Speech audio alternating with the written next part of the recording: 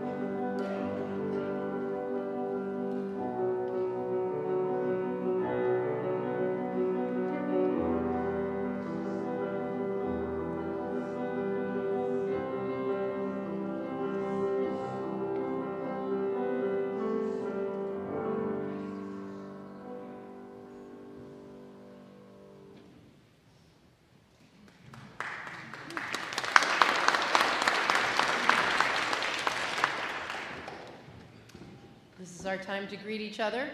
Can we rise in body or spirit as we are able, and make sure we get around the space? Let's get to far corners. Let's make sure no one here feels unwelcome. Everyone knows how glad we are to be together today.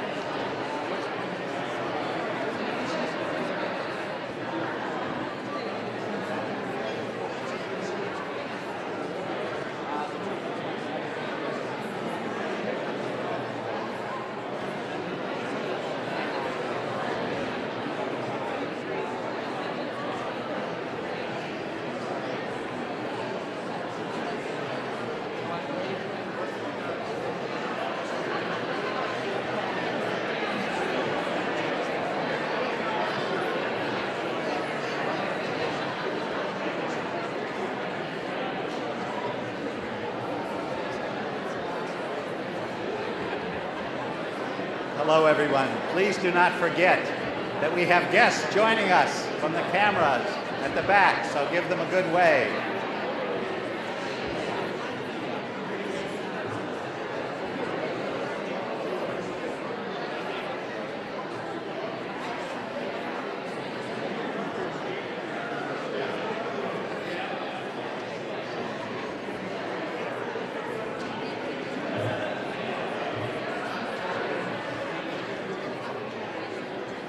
Good morning.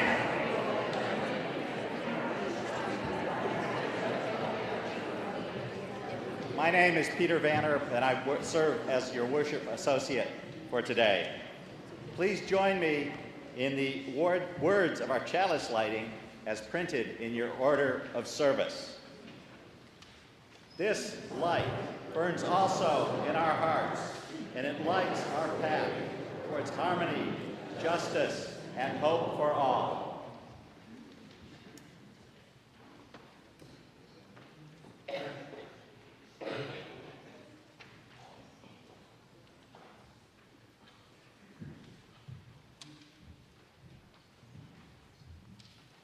Our invocation this morning is drawn from the words of contemporary American poet Denise Levertov. An awe so quiet, I don't know when it began. A gratitude had begun to sing in me. Was there some moment dividing song from no song? When does dewfall begin? When does night fold its arms over our hearts to cherish them? When is daybreak?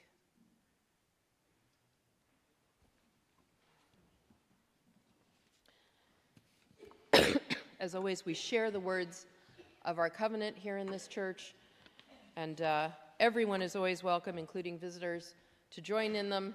No one must ever be compelled. We, the members of the First Unitarian Church of Providence, with respect for the worth and dignity of each person, with wonder at the light we know by many names, and with gratitude for our deep connection to each other and to the larger web of existence, covenant to walk together in our search for truth, seeking the paths of wisdom, compassion, and justice. Our first hymn is number 92 in the gray hymnal you'll find somewhere near you. Mysterious present source of all, can we rise in body or spirit?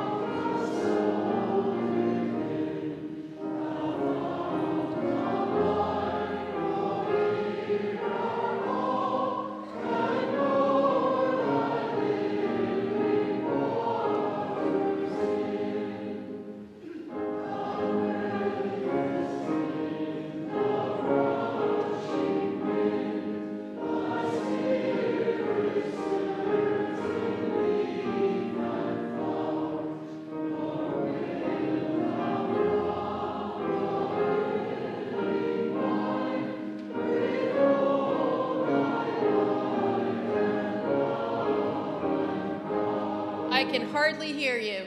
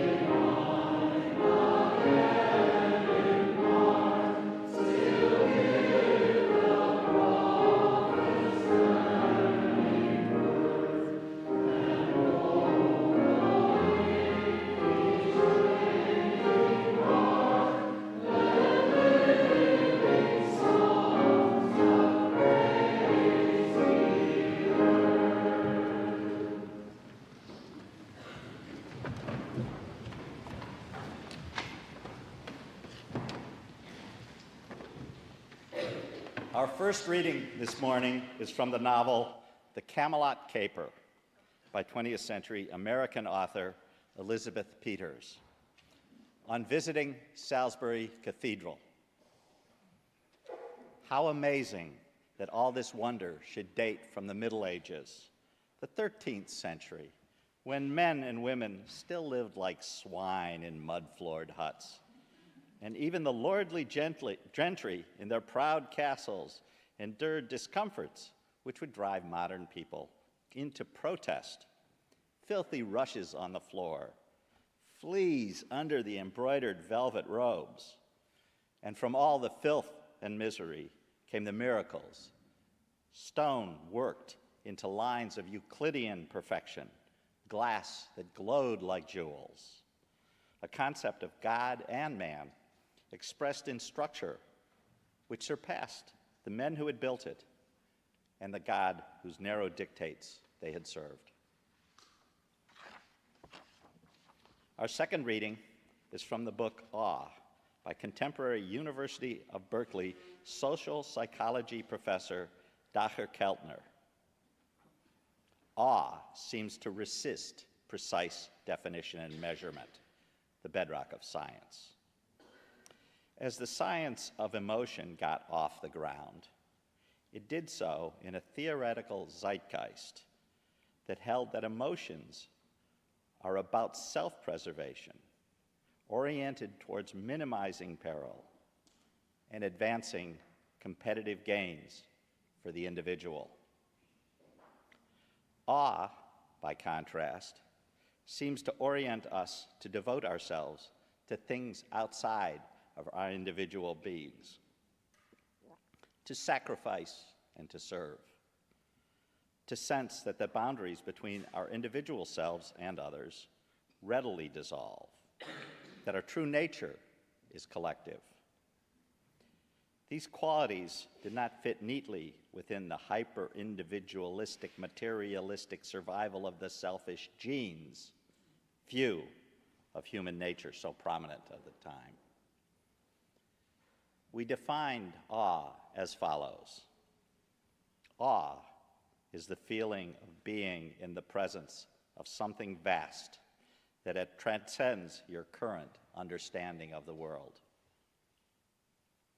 Awe is about our relationship to the vast mysteries of life.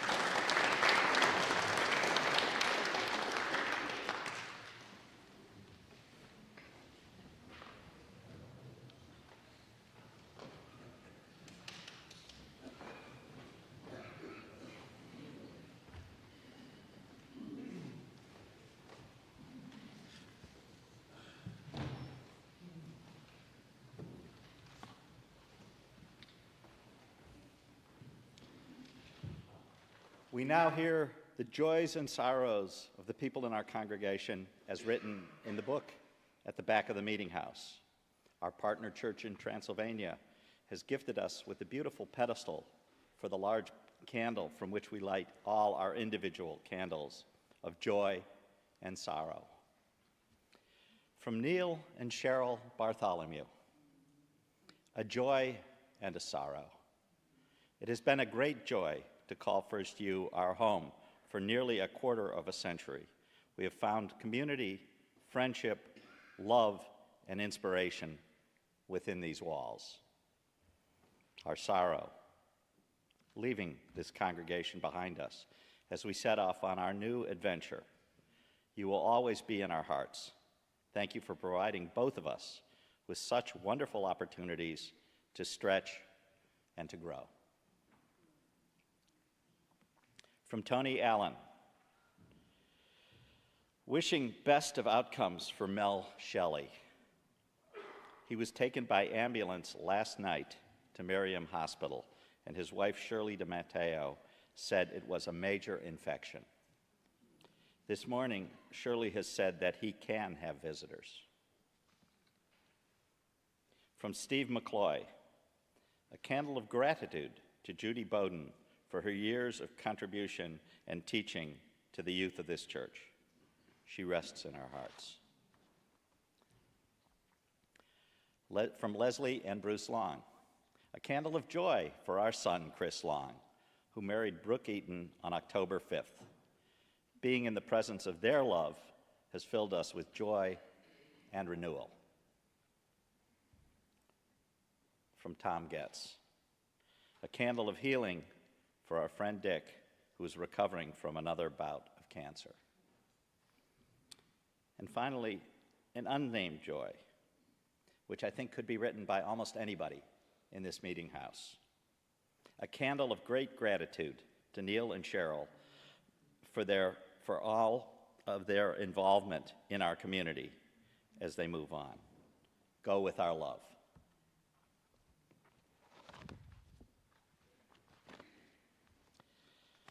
Friends, let us rest in gladness that we have one another to share in our joys and our sorrows.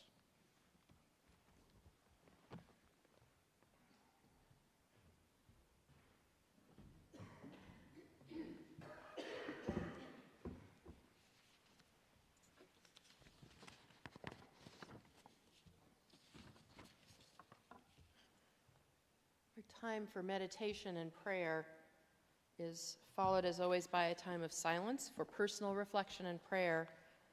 And during that time of silence, if you have lost someone close to you in the past year, we invite you to stand or raise your hand in silent witness of that loss.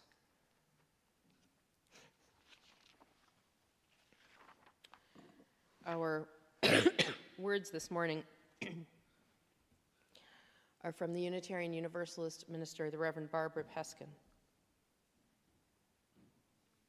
Gloria, the tenacity of the earth and its creatures.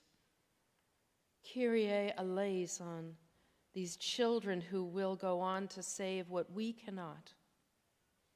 Baruch atah Adonai, the ordinary tenacity of plans and of people. Om, the center of the universe, which is everywhere, not least place in the human heart.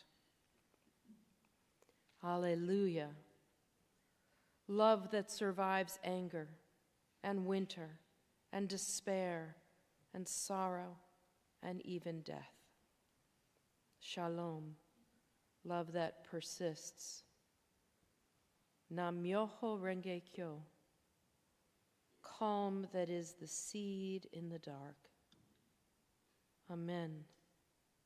For endings that are beginnings, for beginnings that are endings. Alleluia for the circle, the spiral, the web, the egg, the orbit, the center, the seed, the flower, the fruit, the opening, the death, the release, the seed. Amen We are going on. Amen. It is going on. Amen. Blessed be.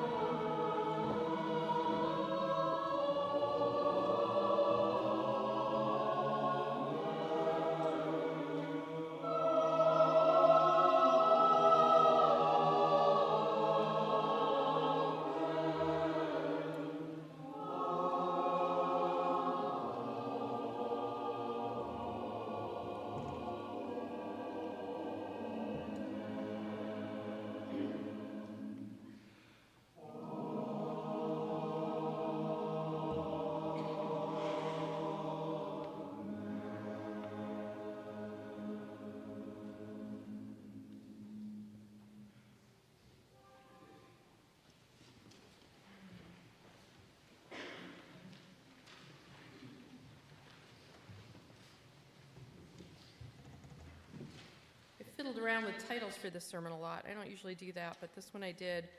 And then I finally was like, I'm just going to call it Awesome. And then I gave that title to Nancy to put in the order of service. And then it occurred to me that if anybody wanted to talk to me about it later, they'd have to say, I'd like to talk with you about your awesome sermon.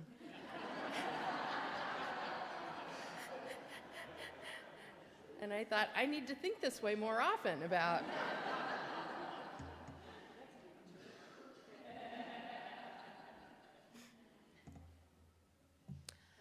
A good thing about living in turbulent times is that it is often pretty clear what we need to do. Here's my current top 10 list. 1, take care of each other. 2, give everyone the best chance for a good and glad life. 3, work to save our planet's ecology. 4, guard the gains we have made and stay strong for the struggles we are in. 5, rest when we need to. 6, don't give ourselves only to work and duty, even moral work and duty, even inspiring work and duty. Give ourselves also to fun and joy, because they are some of the greatest blessings we can know in these lives and days we share. 7, take risks for what is worth risk. 8, forgive mistakes. 9, stay open to growing. And 10, give love and receive love. So that's pretty much it.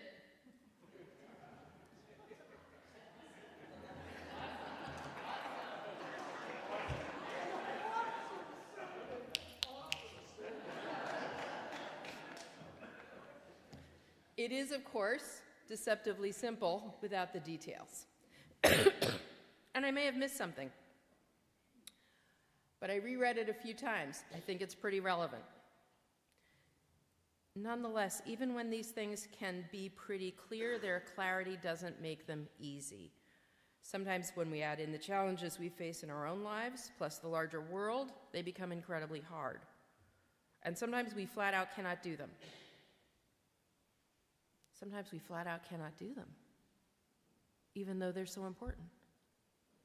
We don't have the time, or we are feeling exhausted and beaten down, or angry and hunkered down. Whatever the reason, we do not have the spirit for it.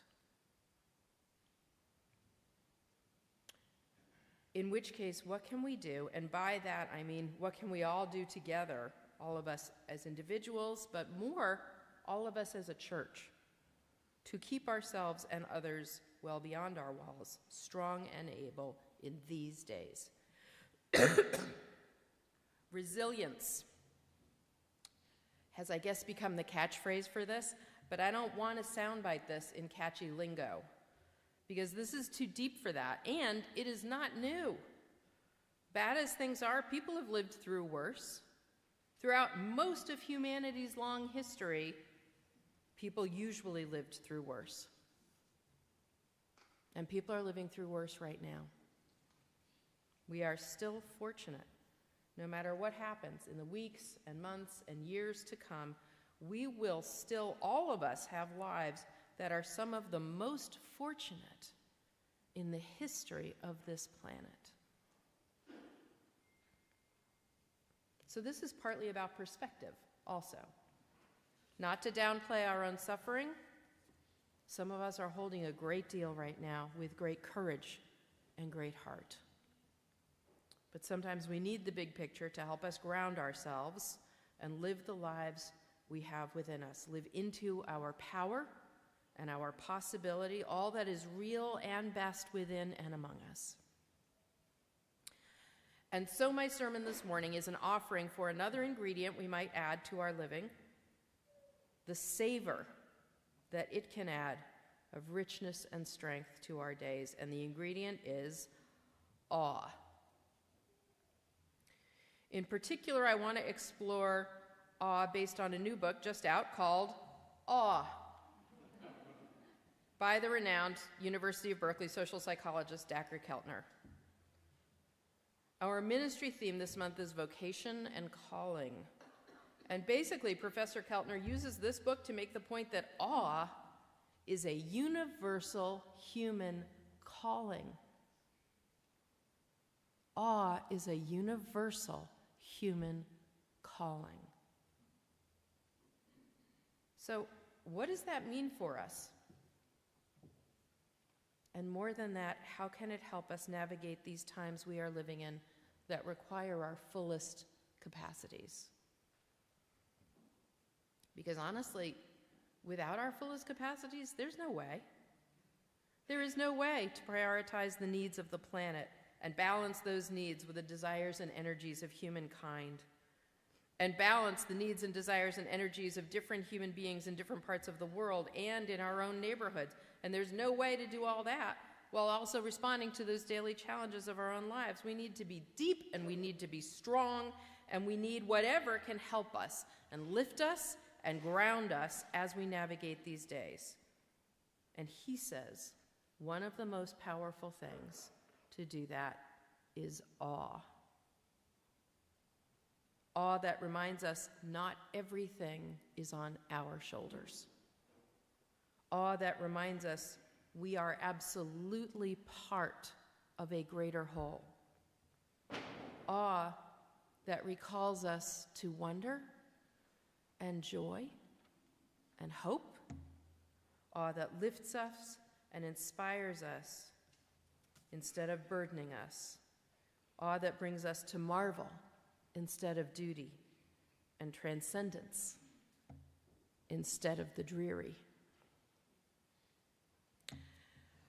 Awe is by its very nature, as we already heard from him, an ineffable experience. Ineffable meaning literally too great to be adequately expressed in words, but that doesn't mean we can't engage it. Professor Keltner invites us to think about it this way. He asks this question: what is an experience of awe that you have had when you encountered a vast mystery that transcends your understanding of the world? What is an experience of awe that you have had when you encountered a vast mystery that transcends your understanding of the world? Take a moment. take a moment. Taking time to find and honor those moments is basically the point of his book and of this sermon.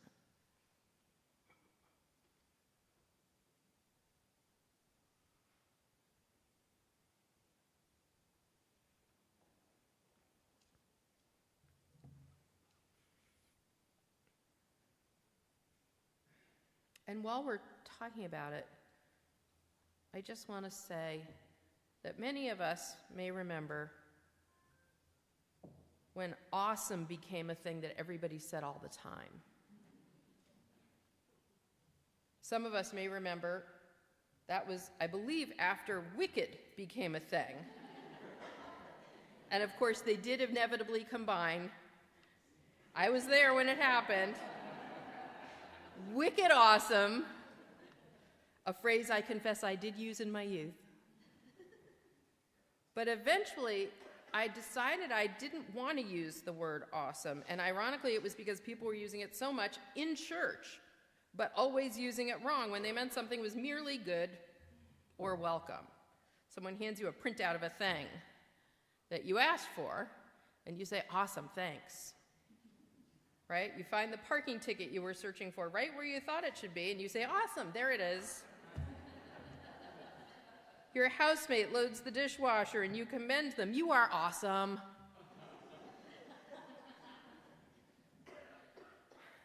And eventually I got pissy about this kind of thing. When there are words that are meant to be incredibly special, and we downgrade them such that we are eventually ignoring what they're supposed to mean entirely. And sometimes maybe even not just ignoring, but being drawn that much further from engaging the special thing they're actually meant to represent. Maybe I feel this way because I have been infatuated with beautiful language and with writers thereof all my life.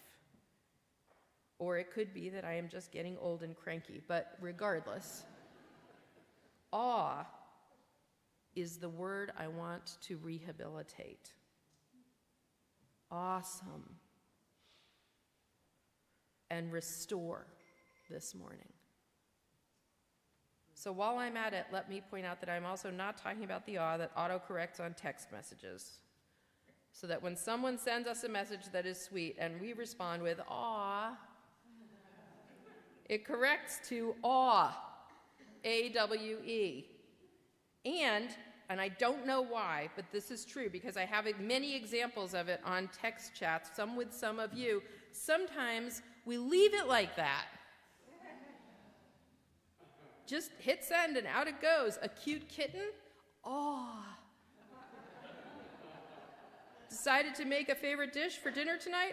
Aw. No, people. Fight the good fight. Change it back every time.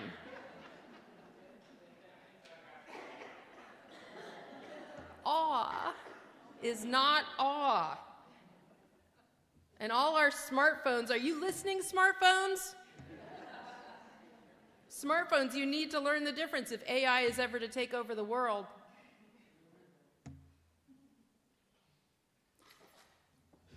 Speaking of numbered lists, in parallel to the 7 wonders of the world, which were ancient marvels of imagination and construction, they were people-made, and they struck awe into all who beheld them. The Great Pyramid at Giza, the Lighthouse of Alexandria, the Temple of Artemis at Ephesus, the statue of Zeus at Olympia, and so forth. Professor Kellner proposes in his book a different model, the 8 wonders of life, which are sources of awe that everyone can access anywhere in the world. And here they are. 1, moral courage, self-risk or sacrifice, bravery in loss. This is heroism, and it always commands our amazement, whether in war or disaster or accident or an imperative moment of risk that may be in our career or relationship rather than life or death. But the risks and the amazement, the awe, are still very real. Number 2 is collective effervescence. collective effervescence. It's a phrase that was first created by Émile Durkheim, who is French. Of course, a Frenchman came up with this awesome term, a French sociologist. We feel like we are buzzing and crackling with some life force that merges people into a collective self, a tribe, an oceanic we. And the examples he gives are weddings, dedications, quinceañeras, bas mitzvahs, graduations, sports celebrations, funerals, and political rallies. I do not know why worship is not in there. Nature is number 3, from cataclysmic events like earthquakes or thunderstorms, but also night sky, right? The northern lights. How many of us saw them? I did not. But the northern lights, right? Being in the mountains or walking among giant trees or vast sand dunes, or the first time seeing the ocean.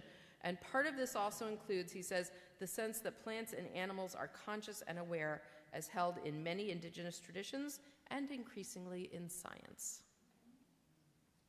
4 is music, transporting people to new dimensions of symbolic meaning in concerts or listening quietly at home or chanting in a religious ceremony, finally, or simply singing with others, also in response to favorite rock groups, virtuoso musicians, children singing. One of my favorite examples of this happened many years ago at the church I served for 17 years in Maryland before I came here. It was a deaf access church, so we had a program of accessibility because we had a number of deaf members and friends in the congregation, which meant we had 2 interpreters at every service who would rotate on and off every half hour as we were going through the worship service. And there was a wonderful music program there, and one morning the choir sang Randall Thompson's Alleluia, which we will hear shortly this morning. Randall Thompson's Alleluia has just one word, Alleluia, that unfolds and evolves and sweeps us up slowly and utterly in it as the song goes on and on. But you have to be able to hear it, because otherwise there is just an interpreter standing there signing Alleluia a jillion times. Alleluia, which is this. I'm going to teach it to you. Are you ready? This is sign language for Alleluia, so handy. You ready? Well, you got to free up your hands. Are we ready? Okay, quick clap. Hold up your fingers with your 4 fingers bent. Hold up your hands with your 4 fingers bent. Go like this, and then this. That's Alleluia. Do it again.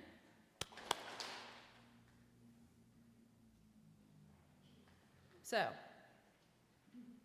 they were sitting there, and they were just seeing for minutes. And finally, one of the deaf members signed to the interpreter, a woman named Kubi, was really bored, and she asked the interpreter, a woman named Miyako, to elaborate on what was happening in this song.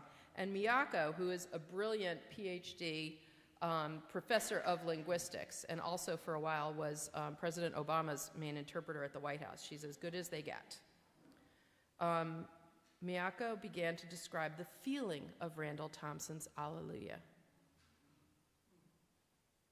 And she said it was like walking into a cathedral and seeing the stained glass coloring the air and casting colors onto all the surfaces, and the sense of vast spaciousness that is both open and filled. She was talking about awe as brought by the song. I can see the choir members all being like, oh. Because you're about to give that to us.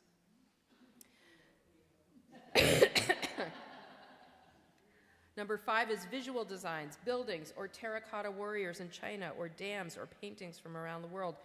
Also industrial design, like massive factory equipment. These are all things people have reported as filling them with awe. The facets of jewels, Paris boulevards, Mayan pyramids, the machine that sorts every kind of pill.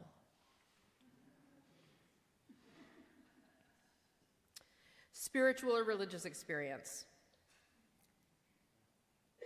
I don't know why he actually separated those out, because I kept thinking they should be in these other examples that he had given so far, but he broke them out. He's thinking in a more discrete, compartmentalized way about religious experience. For example, personal conversion experiences, as well as spiritual encounters with people or circumstances that were filled with sacred power. Often awe experiences with wonders of life include sensory experiences. People describe them a sense of being touched or embraced or held in a warm presence or being seen. 7 is life and death experiences, how life emerges from the womb and the moments of transition from life into death, which also often lead to number 8, which is epiphanies. Epiphanies. Epiphany is from the Greek words epi, upon, and pheno, I shine. So the Greek word epiphany means I shine upon, which was understood in ancient times to mean to reveal or appear, because it was originally tied to a god miraculously appearing to a bunch of ancient Greeks in dramatic circumstances, a moment of battle or a moment of great danger. But now, of course, epiphany is more often used to refer to a breakthrough or a discovery, a eureka moment. Eureka, which is also a Greek word, evriska, meaning I found it. Epiphanies, when we suddenly understand, as Professor Keltner says, essential truths about life. Nowadays, everywhere in the world, people are awestruck by philosophical insights, awestruck, truly, by philosophical insights, personal realizations, mathematical equations. Again, these are all examples people gave him in his research of awe. So they may not resonate with all of us, but they do with the people who reported these things from all over the world. Also, loweringly, sudden disclosures like that a wife is leaving her husband for his best friend. There is sometimes a downside to the awe that we feel. All of these are united by the way they transform life in an instant, uniting elements into a new system of understanding. Now, I have to offer a caveat, which he offers also. If your awe experience wasn't in here, 5% of them fall into a miscellaneous category that include everything from, wait for it, video games, to overwhelming sensations and first experiences of sex, which could be the same thing, but that is not what this morning is about, so we're moving on.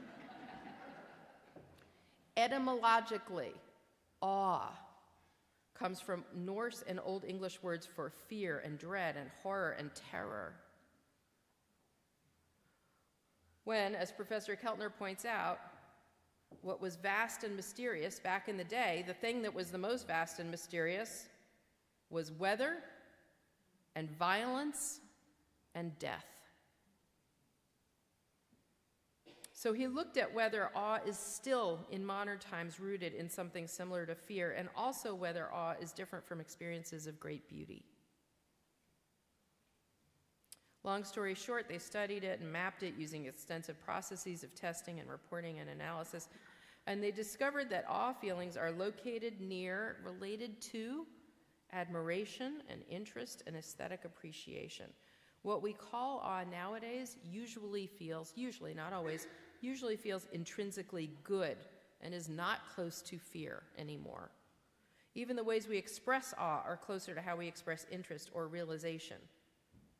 But they are also not the same as experiences of beauty. Mere beauty is simpler and easier to understand than awe. The most powerful experience of awe that I have had in my life, and I've mentioned it at least once to you before, it's the thing that I was thinking of when I asked you the question earlier today, is that once when I was on the island of Santorini, which is a very dramatic landscape on a small island in Greece, it's a sickle-shaped island. The center and the far side of it were blasted out into smithereens by a massive earthquake about 4,000 years ago, 3,500 to 4,000 years ago. And ash from this earthquake was found as far north as Denmark. It was a huge explosion. And so now the island is just like this, and it comes up out of the sea on this side, and then it just crashes away into striated cliffs on the side that was blown to smithereens. And I was I was with my then boyfriend on a motorcycle. And we saw this gorgeous prospect, and so we stopped and parked and got off and went to go look at it. And we stood, not right at the edge, but nearby. But my awareness was not of this as a shared experience. It was really just me in this landscape. And it was not just beautiful or panoramic. It was awe-inspiring. It felt like there was a power, an energy that was sort of thrumming in the landscape, almost coming up through my feet. And I could feel it all around me. And I just was immersed in it for a while as I looked out at this blasted, extraordinary view. And then I finally came out of myself, and I noticed that a few feet away from me there was a small cross, a small Greek cross coming out of the ground. And I didn't know why that would be, because it was just coming out of the dirt. But then I poked around and I explored, and I saw that there was actually a cave underneath me. And there was a small chapel set into the cave, and the cross was coming out the top of the chapel, which was set into the cliff face. And one of the things that blew me away about that is that it meant that the feeling I had standing there and seeing this was a feeling other people had had, because it was already a sacred site. And in Greece, so many of the sacred sites that are now Greek Orthodox sites were originally pagan sacred sites that were then reclaimed and reinterpreted by Christianity over time. And this felt like, oh my gosh, this isn't just me, right? This isn't just like my metabolism and a pretty view. What I'm feeling here is something that people have felt, many people have felt here for a very long time. And it was remarkable to think that such an intense and powerful experience must be something others had shared. That's my biggest awe experience. There was a presence, a something there. And I'll never be able to define it, but I don't need to, because it is ineffable. Awe is vast and mysterious, both.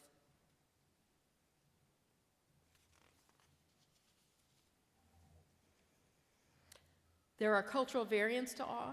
Chinese students that he surveyed more often experience awe through moral beauty. American students more often experience awe through nature. And it's a bit of a bummer to report this one, but the individual self is 20 times more likely to be a source of awe in the US than in China. Yeah. But the study looked at cultures all over the world, so there were plenty of variants. These are only small examples, thank goodness. One of the biggest surprises was that when people recorded their experience in diaries for the study, when they recorded experiences in diaries, looking at whether and how and when they experienced awe, on average, people experienced some form of awe, actual awe, 2 to 3 times a week. I know, it's stunning. People experienced awe 2 to 3 times a week when they started recording it. They often found the extraordinary in the ordinary, in the generosity of a friend to a stranger in need, in the scent of a flower, in looking at a leafy tree's shadow, in hearing a song that took them back to a first love, these are all people's examples, people get to pick their own things, binge watching Game of Thrones. It is in the study. But as Professor Keltner points out, many great faiths have taught us that paying attention to life can bring us awe, as have many indigenous cultures that view the world as filled with the sacred. So now this is me and not Dr. Keltner. Let me suggest the wonders of life, are actually our neighbors. They are near us and all around us. And maybe you, like me, have known times when you knew your neighbors very well and been real and lasting friends. And maybe there have also times when you, like me, have barely known your neighbors. It's not about whether they're around you or not. It's whether or not you engage. There have been times when I don't know them at all. Tim and I, my husband and I, we are pretty friendly people. When we moved here to Lincoln, No one came to say hi, and we did not go around to introduce ourselves. We have a glancing acquaintance now with the folks on either side of us, and that is it. And we haven't made time to change it. So the metaphor holds if the wonders of life are our neighbors, available not just in Santorini or Scotland or the Grand Canyon or Vets Memorial Auditorium or the RISD Museum or here in our beautiful meeting house or over in the Sunday school, but in every day nearby all around us, the issue is whether we know our neighbors. Have we introduced ourselves? Have we sought them out? Have we brought a gift? Have we made time for our neighbors who are awe? Have we let ourselves see how all around us are avenues to the sublime? And as Professor Keltner puts it so clearly, our individual self, or he also quotes Aldous Huxley's description, who defines the individual self as the interfering neurotic who in waking hours tries to run the show. But have we let ourselves see how our individual self or the interfering neurotic can give way to the boundary dissolving sense of being part of something much, much larger? We dwell in a larger reality in which we are not responsible for everything, because we can honor the vast forces around us that shape us, from nature and climate to family and culture. As the astronaut Ed Gibson put it in talking about viewing Earth from space, you see how diminutive your life and concerns are compared to other things in the universe. The result is that you enjoy the life that is before you. It allows you to have inner peace. Peace, humility, proportion, relief, connectedness, refreshment, renewal, uplift. All these are part of what awe generates in us when we feel it. This is just what so many of us are longing for these days. So my charge to all of us, and this is the first of 2 sermons on the theme, my charge to all of us is to look at our neighbors, to open our eyes, or our windows, or our doors, metaphorically or literally, and engage what gives us awe. Make time for it. Relish it. Cherish it. Dwell in it. The people, the places, the creatures, the arts, the experiences that awe you will hold you, will ground you, will give you wings, will feed you, and give you strength. They are part of what can keep us in these riven times, and they are a promise of what can be. Awe is as real as fear or love or hate or courage. Let's make sure we give awe what we can, for it is in giving that we receive. Amen.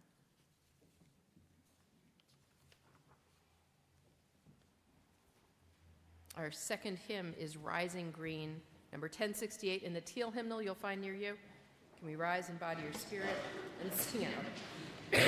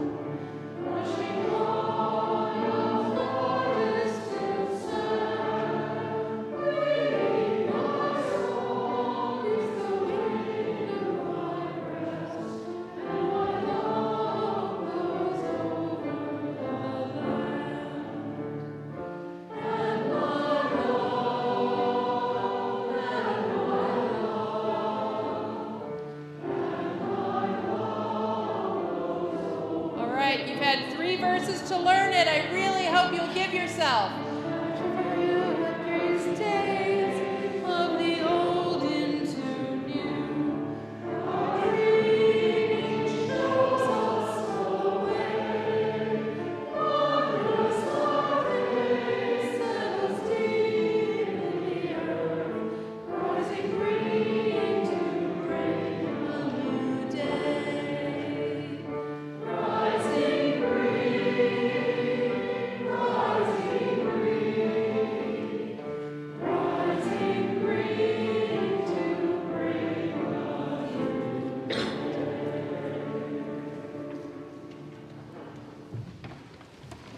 Every month we give away the plate at one of our services to an outside organization that shares our hope and vision for the world.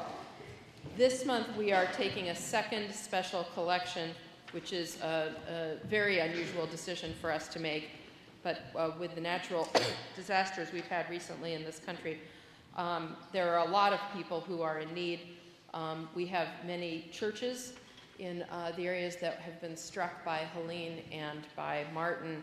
When I last checked, the minister of the Asheville church was saying a few days ago that they still haven't heard from a third of their members about whether they're okay. And so we know that there's dire need, and the Unitarian Universalist Association started some years ago a disaster relief fund, because there's many ways that people can contribute to different, right? There's World Central Kitchen, all kinds of great organizations on the ground in those areas right now. But the churches are a quick and direct way to get to people who are maybe having trouble accessing some of those services. So the UUA is accepting donations right now to their disaster relief fund to deal with the effects of Helene and Martin. And so we decided we really needed to do what we could to get extra generosity to the people in need in those areas that can happen through those churches and through our denomination's benevolent giving. So I hope there's nothing more I need to say to motivate us all to make a very generous gift. Usually the collections that we take for special collections raise $1,000 to $2,000 on these Sundays, and I hope we can do something special and make a real contribution to the people who are in such dire circumstances, still searching for each other, for their animals, still unable to get back to their homes, or finding they have no homes to get to. So let's be as generous as we can. And thank you, as always, for all that you give, and all that you do, and all that you are.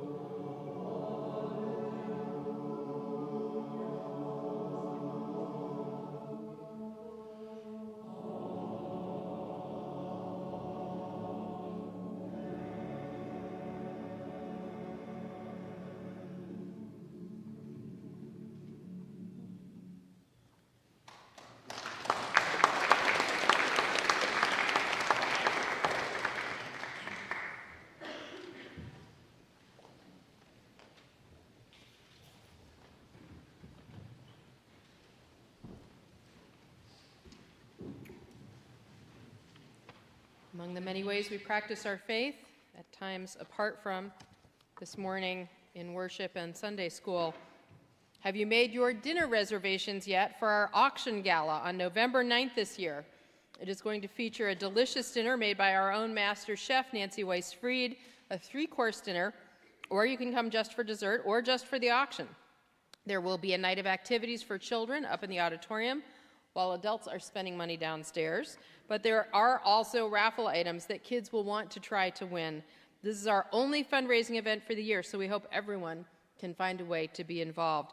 You can donate time the night of the auction, donate something to be auctioned off, and or plan to come and enjoy the night. All the details are in the First U Times newsletter each week and in the special extra editions.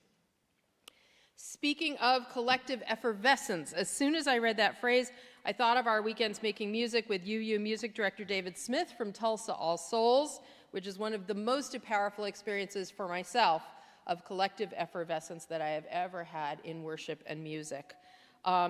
So he is coming. We are bringing him in for a weekend of song learning and then worship on Sunday morning, the weekend of November 14th to 17th, which is just a month away. So please make sure to sign up. People are already signing up. Last time we did this, we had around 70 folks from the church. We really need to know how many of you are going to participate so that when we're getting food for the Sunday all-day music extravaganza rehearsal, we've got enough food and not too much. Beth Armstrong is happy to find out if you'd like to help with any food or setup or cleanup from the Saturday. Beth, can you stand up? She's our interim music director, who you should talk to if you'd like to help out. Everyone is welcome. You do not need to be able to read music. We're not going to be reading music for that weekend. You do not need to be ordinarily experienced with singing. You just need to want to do it. You are welcome to bring friends and family with you. We just need you to sign up. So please make sure to do that so that we make sure we have all the resourcing that we need for that very special weekend. Also, please plan to come to the Girl Effect Art Sale next Sunday, October 20th, which will be from 9 a.m. to 12:30 p.m. in the atrium. All the artwork is being donated by First U members, and all the proceeds go directly to support the girls at the Kibera Girls Soccer Academy in Kenya. And we had visitors from there here last weekend. You might have heard them when they spoke upstairs in the auditorium after church. This Thursday, in conjunction with Gallery Night, there is an opening reception for the newest exhibition in our atrium space. It is sponsored by our own Art in the Atrium group. It is a family ties exhibition that highlights 2 parent-child collections. Melissa Gillette and Autumn McIntyre, and Bill Rice and Jason Rice are all featured. Come to the reception, which is Thursday, 5:30 to 7:30, or see the exhibit during office hours until November 16th.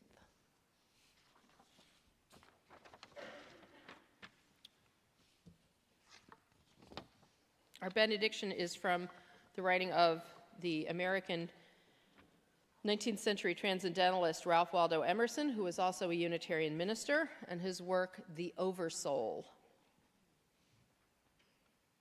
Let us learn the revelation of all nature and thought, that the highest dwells within us, that the sources of nature are in our own minds. I am constrained every moment to acknowledge a higher origin for events than the will I call mine. There is deep power in which we exist and whose beatitude is accessible to us. Every moment when the individual feels invaded by it is memorable. The soul's health consists in the fullness of its reception. Within us is the soul of the whole, the wise silence, the universal beauty to which every part and particle is equally related, the eternal one. Can we join in the words for extinguishing our chalice? They are printed in your order of service. We carry the flame of peace and love and hope until we meet again.